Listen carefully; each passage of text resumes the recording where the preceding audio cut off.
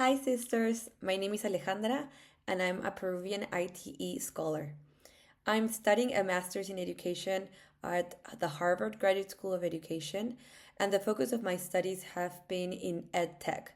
So, basically, learning technologies and innovation. My program has given me incredible skills that I'm sure I would not have able to develop if I didn't come here. First of all, I got to meet so many people from around the world and learn about education frameworks and methodologies that go way beyond what I have learned about and experienced in Peru.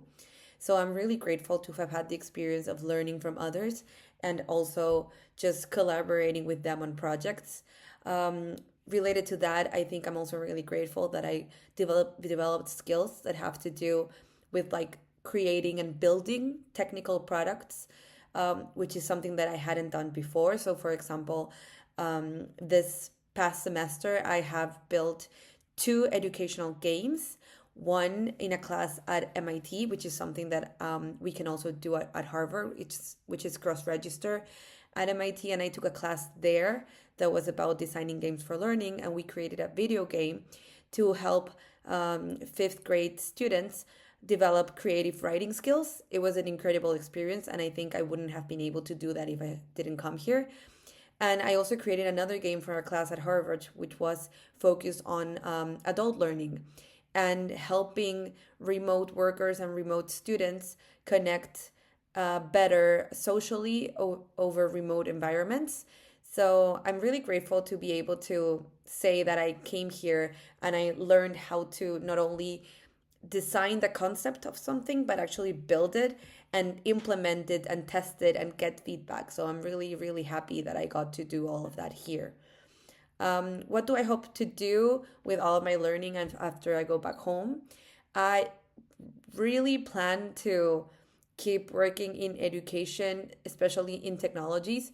So I would really like to create products that help children and adults learn better and learn the skills that they need to be successful in this century. So I would love to keep creating experiences that help them develop skills like AI literacy, which is something that is really relevant right now.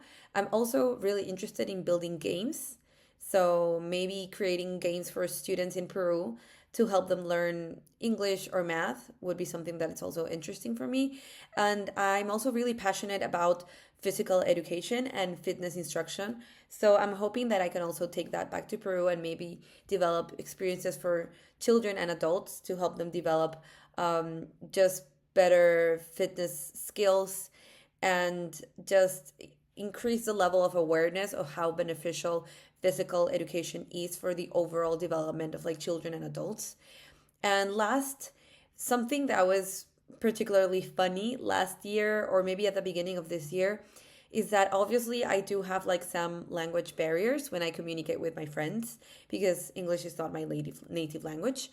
But I remember that at the beginning of the year it was starting to get cold, and I had bought this new pair of like earmuffs because my ears were cold.